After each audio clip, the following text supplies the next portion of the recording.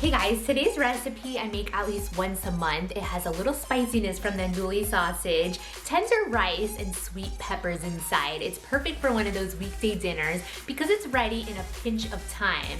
If you guys are new to my channel, be sure to subscribe down below because I upload every other day. Quick and easy recipes, always with a unique twist to them. Now let's get started. So for this very simple recipe, I'm going to start off by making some white rice. This is simply just 1 cup of rice going into my small pot, along with 2 cups of water. Bring this up to a boil, then cover and simmer the rice for about 20 minutes while we start to fry our sausages. This is 12 ounces of andouille smoked sausage. These have a bit of spiciness to them, but feel free to use any kind of sausage you like. Place them into your saucepan and allow these to fry until they're golden brown on both sides. Once they're done, remove them from the pan and place them to the side as you saute your chopped white onion. We're also adding some yellow and red bell pepper. Fry them up until they're slightly softened, then add about 4 cloves of crushed garlic. Add a drizzle of some olive oil if you need to, and season this with half a teaspoon of salt and pepper.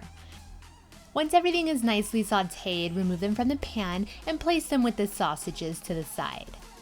Now we're going to be making a bit of a sauce that will coat all of the rice and sausage. This is 1 1/4 cups of chicken stock going into my pan, along with 4 tablespoons of tomato paste. Mix this together and allow it to come up to a simmer. Add a teaspoon of paprika for the beautiful color and taste. Once it's bubbling with its rich, thick color, go ahead and add all of the veggies back into the pan with the sausage, and by this time all of that fluffy white rice should be ready.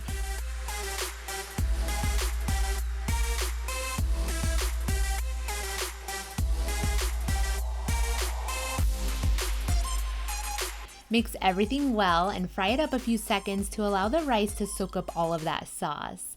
Serve this up with a piece of crunchy rustic bread. It's a nice dinner to serve up during the week to change it up a bit. And like I was saying, this is a very customizable recipe. This is more of a Cajun taste, but try it out with some Italian or kielbasa sausage. Leave your comment down below if you enjoyed this recipe. Give this video a big thumbs up if you enjoyed it. And if you guys are new to my channel, be sure to subscribe so you won't miss out on all of my unique recipes, which I upload every other day. Thanks so much for watching.